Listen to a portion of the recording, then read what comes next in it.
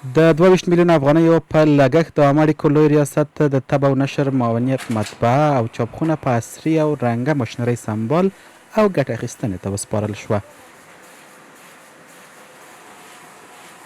پرانیستې غونډې ته د کورنیو چارو وزارت د دفتر لوی رئیس الحاج پاسوال مولوي زین الله عابر ورغلی و. ښاغلي عابر همداراز د عامه اړیکو لوی ریاست له کړنو قدرداني وکړه. دلته د چاپ دپاره هغه عصري وسایل دلته چې کوم دی نصب شوه چې د کورنیو چارو محترم وزیر الحاج خلیفه سراج الدین حقانی لخوا د هغه په خاصه سپارښتنه د 22 میلیونو افغانیو په لګښت سره دغه شیان په عصري بڼه چې کوم دی دلته نصب شوه او دا به چې کوم دلته د وزارت داخله د کورنیو چارو وزارت مربوطه چې څومره د مطبوعاتو کارونه وي دلته به چې کوم دی سره انجام کیږي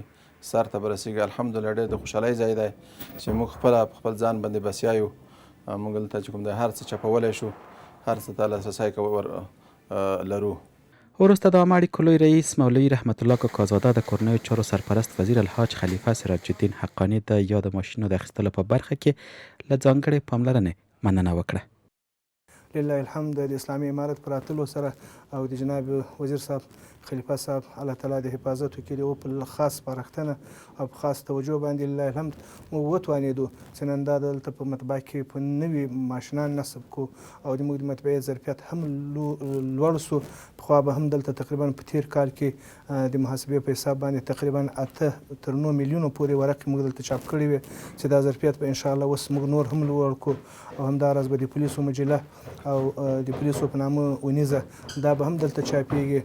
د ویلو وړ ده چې د یادو ماشینونو څخه به د چاپ په برخه کې د کورنیو چارو وزارت د ټولو قدمو ستونزې حل شي.